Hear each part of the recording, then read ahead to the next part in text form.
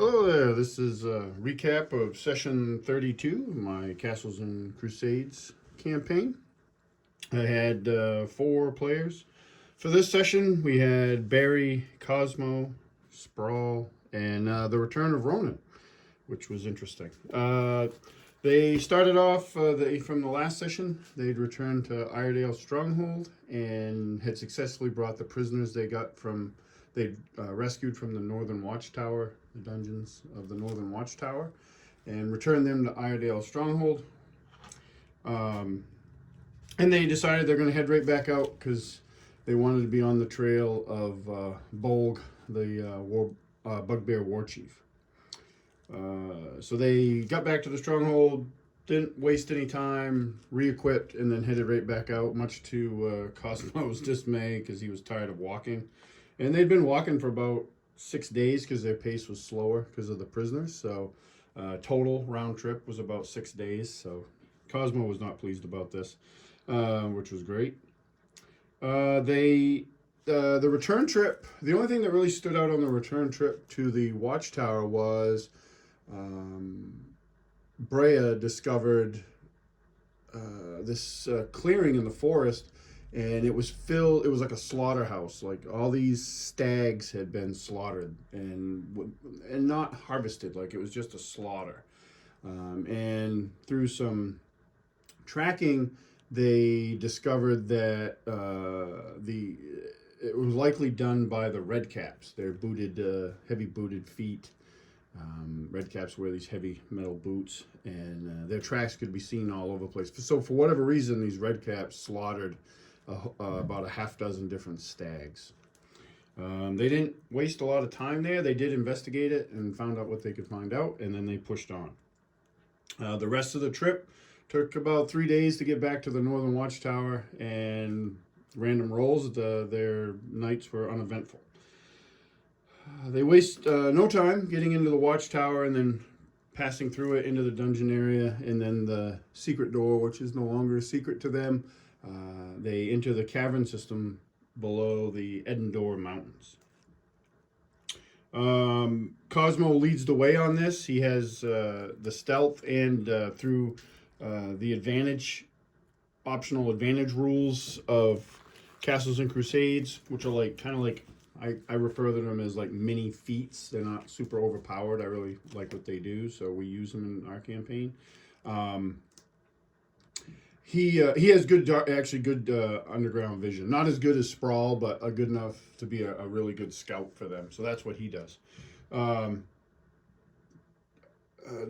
tunnels are described as, a lot of times I think I fall into the trap of not getting really descriptive with the tunnels, and they're just these flat things that go on and on. So this time I was, after seeing some really cool artwork, some older school artwork of caverns and stuff in games, really described it as being very twisty and up and down, and mechanically it didn't play into it, but I told them later that it probably would have slowed their movement by 10 feet each, because it was not just this rolling smooth passageway. It was a natural tunnel that they had to, there was a lot of bouldering and stuff like that. So they had to deal with that a lot.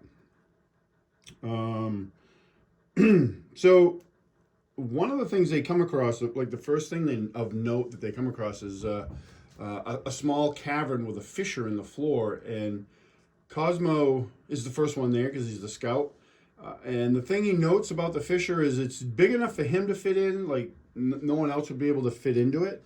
But what was notable about it was there was this warm air that was constant coming up from it. So he waited for the rest of the party to catch up with him, and then he climbed down about 100 feet. He didn't come to the bottom of it. He turned around before that, but he did note that the warm draft was stronger. Not enough to affect him, but it was noticeably stronger. But he returns, and they're focused on trying to catch up with Bolg, so they're back on the thing. One of the things is they don't have much of a trail, because Bolg's trail is really old, and the trail that they had for the female bugbear that Bray had found in the previous session, which guided them down this path that they're on, was just a wet footprint, and that's long since dried. So they're kind of going on some blind faith and just following this tunnel to see where it goes and hopefully find them at the end of it.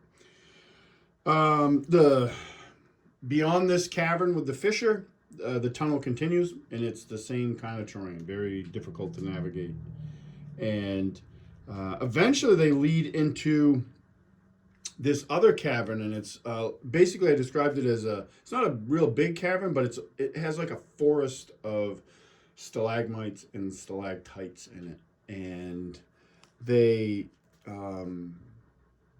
I think how it shook out is Cosmo is a scout, so he goes across first. He's about halfway through, and one of them, and I always mess with him, I think it's stalactite, falls from the ceiling, and but he dodges out of the way, he makes a dex save, and misses him. Spraull comes in right behind him, because Spraull's a little bit behind him, but a little bit ahead of the party, and he gets hit by one of these things. Another one falls, and he gets hit by it. So and it's stuck into him. So the way it worked is it was a piercer. I'd never used a piercer before. They're very, very dangerous in Castles and Crusades, which we'll get to. So he gets hit with it. So he fails his dex save, gets hit with it. He has to make a Constitution save, which thankfully he makes. He makes his Constitution saving throw, but he's still down. It knocks him to half hit points immediately, which they're all like, holy crap. So the rest of the party, they can't really see what's going on because Cosmo and Spraull are operating with no light, so their dark vision is not interrupted. And they are trying to, Cosmo's trying to help Spraull get this piercer out of his chest. And the rest of the party decides to come across. Barry just sprints, uses his full movement and sprints. And how this shook out was, I'm trying to remember if I think I had him roll. So how I was determining this, there was a certain number of pierces in this cavern, and I had assigned each player a number. They didn't know what the number was, but I assigned it, and I would roll a die, and if that number came up, they had to make the dex save. So Barry gets across unharmed.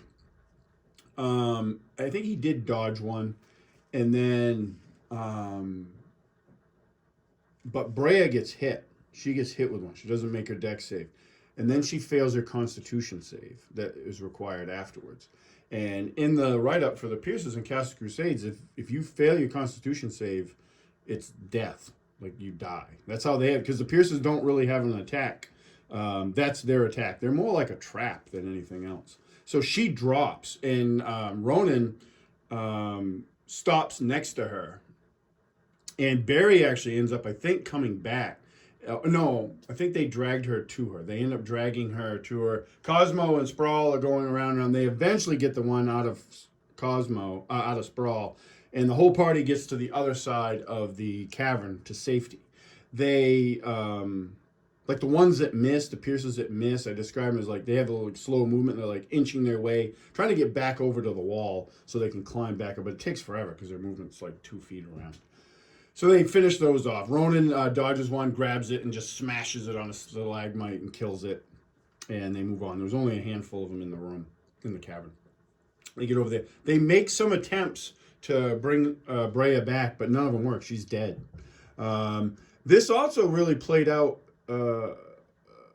as a good role play moment because Barry was very affected by this, and he has been when she was not when she was killed once before. He was very affected by it. And also Rhonin, and one of the things I forgot to mention in the beginning, when Rhonin returned, they haven't seen him since he was rescued and from the bugbears. And he is very, very different. As my friend Steve described him as turning goth. Like his emblem on his shield was no longer a hog's head because he grew up on a pig's farm. It's like 3 ravens, and he's been spending time at the Temple of Dawn, which is a god of death. And he talks about, like, he kind of creeped the other, not the players out, but their characters out, because he was talking about, like, life for a life, and there's this whole thing with, like, him being resurrected and how it's changed him, because he was killed in the same session, I think the same session that Brea was initially killed in, and brought back. It was. They were both brought back. And, no, it was Briscoe. I'm trying to remember. There's so much stuff going on in the campaign, but he's been really affected by death, and he thinks that they've actually angered the gods by bringing bringing Riska and Brea back. That's what it was. And it has really affected him. And then being captured, he's gone through a really cool like character development. And there's really neat things. A lot of people, you'll see people, they'll plan their character out from like level 1 to 20, and they'll have this idea. But where it really your character really develops is in the game. And I'm not saying I'm not an anti-backstory guy at all. I like to have a little bit to work with because I like to work that into my games for my players. But also don't be married to it because it's going to change throughout the campaign and things are going to change. And Rhonin's a perfect example of that. He has really changed. So he started talking about like, life was taken but then taken back and the gods need to be appeased. And maybe Steve will chime in the comments in the video. But it's really interesting take. I'm really enjoying like the transformation and how Steve's going about it. And it's a really good role play. But they decide they're going to push on, and they bury Brea. Barry keeps her shield to return to her family because it was a family heirloom. He also keeps her sword, and I had mentioned to my buddy Dave, who plays Barry, that maybe give that back to the family too. And he's like, he actually has the idea that his character may keep it, not use it because he's a wizard, but he may keep it as a memory of her. He also keeps a lock of her hair, which he affixes to his staff.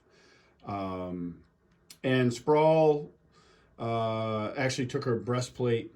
It seems like they were looting the body a little bit. And maybe they were, but they also did a really good job as players explaining why their characters were doing it instead of just looting their dead companion. There was reasons why. Like Spraull made a mention of wearing her armor in honor of her and her death and stuff. So it made sense, and it was fun. It was actually some good role play amongst the players about what they were doing, which was good. So they push on, they make a cairn for her, and then they move on. With definitely some chatter from my buddy Dave, who plays Barry, about his thoughts on probably not hiring any more henchmen, just because he doesn't want to be responsible. Like this definitely has an effect on him. I'm looking forward to see how that plays out. So they move on. The tunnel goes on, actually flattens out for a while, and eventually leads into another cavern. And in this cavern, they can see scattered along the floor a bunch of gems. So being, players, they immediately want them. But they're smart about it, and Barry starts using Mage Hand to collect them. And when he travels further into the room to get deeper into the room with his Mage Hand, he gets attacked by a black pudding. And that was a tough encounter for him. The black pudding got a surprise on them, hits Barry, and swarms over him, and is slowly I say slowly, he was doing a lot of good damage, so he was eating away at him. And the rest of the party's attacking. They wisely, maybe not on purpose, but they didn't hit it with things that would have made their situation worse. And I had my buddy Dave make to get out of it, he was being held by this black pudding. He had to make a strength check, which is not Barry's strong suit as a wizard. And so he really didn't think he was going to succeed, and he rolls a nat 20. And so he's able to get out, and he had as just to see how it would have shook out, on the next round, he would have taken enough damage to go down. So he saved himself with a nat 20. It was really kind of a cool moment where the dice, make the game fun, because you never know what's going to happen. And they end up beating the black pudding. They search the rest of the room. They find more gems. They also find a sword and a morning star, which are magical. And I think they came to this determination through investigation, and they might have found some other items that led them to believe this, but they think maybe one of the female bugbear might have gotten killed by this black pudding. They did determine that it wasn't Bolg because because they asked about the sword, and it was a short sword, and they know Bolg actually, he has he doesn't carry a short sword, he carries a long sword. So they know it's not Bolg, but they think maybe that the female bugbear, she might have been killed by this black pudding. Barry cast Detect Magic, and the sword and Morningstar are both magical. He doesn't cast Identify because in Castles and Crusades, Identify is kind of a costly spell. It's a monetary cost, but it's also a physical cost to the caster. So Barry has only ever done that once mid-adventure when they thought they really, really needed it. Otherwise, he saves it for downtime when they're home and he's safe and he can, because it attacks his constitution. Like the one time he did do it in game, I think it cost him like 4 temporary constitution points. His constitution got whacked 4 points for a while. So he tries not to do it on adventure, which is likely a smart idea. So they collect those items and they trudge on. Eventually, they do make camp for the night. I think it was actually right after that battle they camped for the night because they were kind of, Barry was definitely beat up. We described him as all acid burns all over his skin. His clothes are in tatters. And so he needs to rest a little bit. And I think Spraull had taken some damage. He got whacked half his hit points from the piercer. So they rest up for the night. Again, random rolls, like usually resting in a dungeon is a bad idea. So I had each one of them roll randomly, and none of them came up with an encounter. So they were actually able to get through the night without being harassed at all. Following day, so they trudge along for many hours until eventually they come to this cavern. And Cosmo's, again, the scout, he starts to see a glow in the tunnel up ahead, moves up ahead, and he sees this cavern that is full of like glowing crystals. And the other thing he sees is a band of orcs that are forcing these smaller humanoid creatures, which they were not familiar with, into collecting them. And they're collecting them into carts and loading the carts up and then bringing them over to this boat. I didn't have miniatures for the small creatures that are basically slaves. And that's one of the things that they determined when Barry got up there to the beginning of the mouth of the tunnel over here. He took a moment because they were pretty well hidden, and he was trying to determine, like, are these like goblin-like things, or they weren't sure. And really, I have a table full of veteran players, so I try to keep the players themselves on the toes. I always like to try to actually surprise them, like actual surprise. Like it's one thing to have good players, which I have. I'm very lucky to have that can act surprised, but I like to actually really surprise them and keep them like, I don't know what the hell that is. So never used a piercer in 40 years of gaming. I think some of the players, it was the first time they'd experienced one too. And so were these slave creatures, which turned out to be Pecks, which I think are in the original Fiend Folio. And if you're a book reader, if you go back and read the Dritz books, the early ones, there was a Peck in there that was a character. I don't remember his name. But so these Pecks are being forced to collect these crystals and load them into the boat.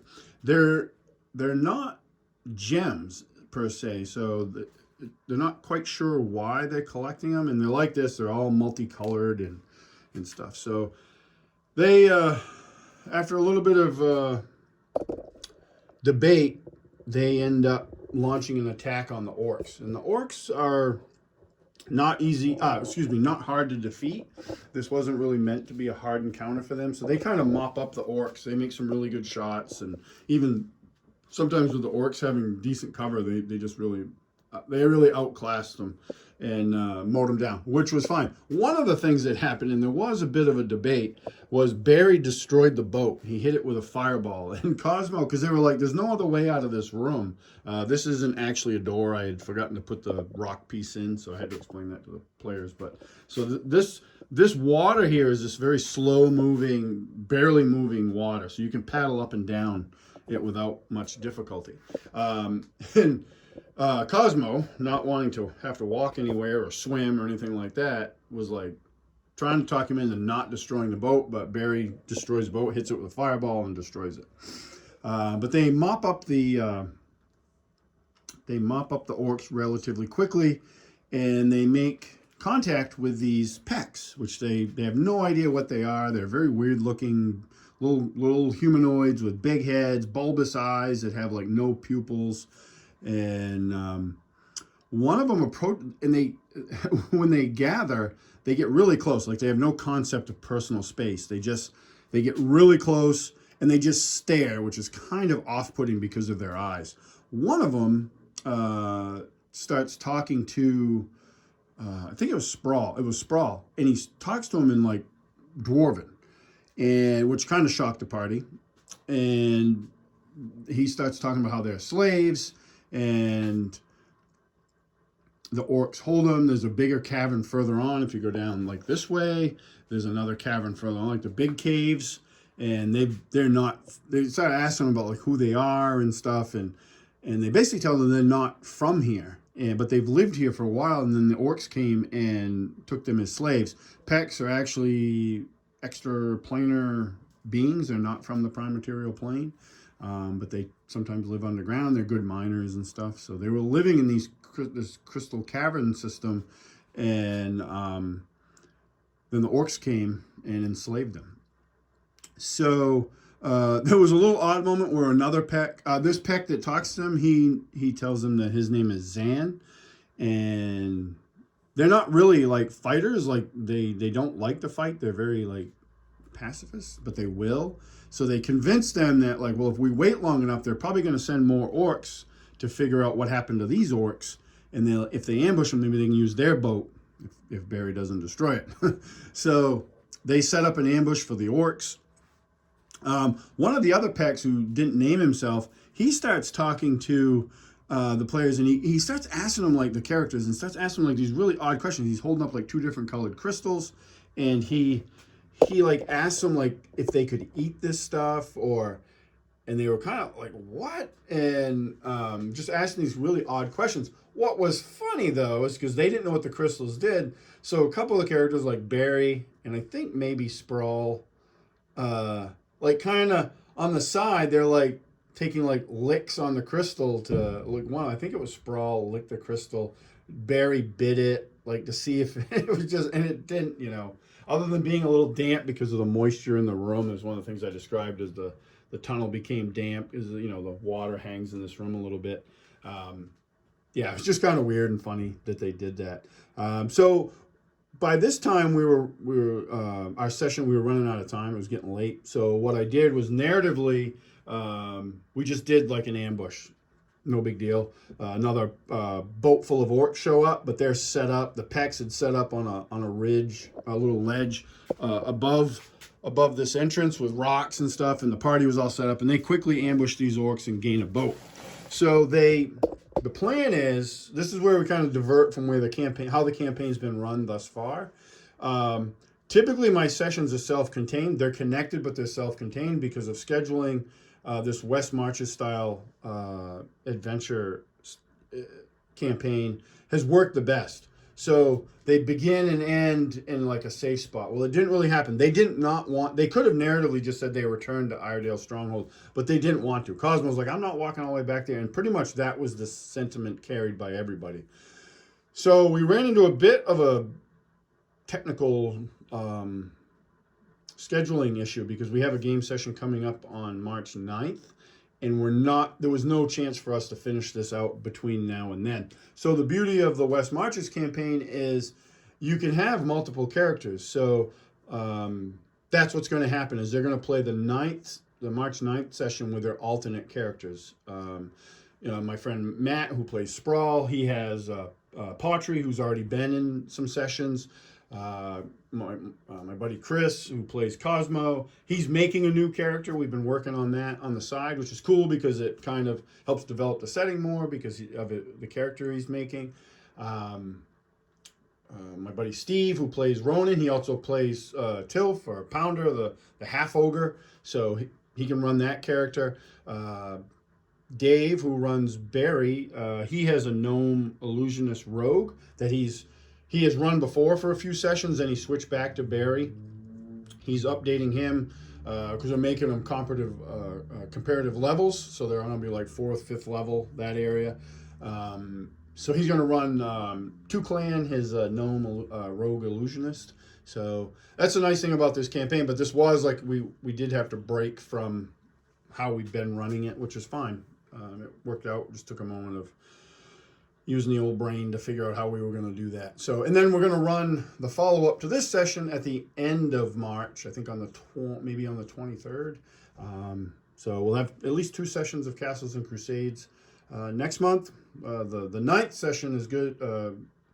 I'm looking forward to both, but the 9th session I'm really looking forward to because my boy will be back from school for the weekend, so he's going to play. So we'll see Lork back at the table.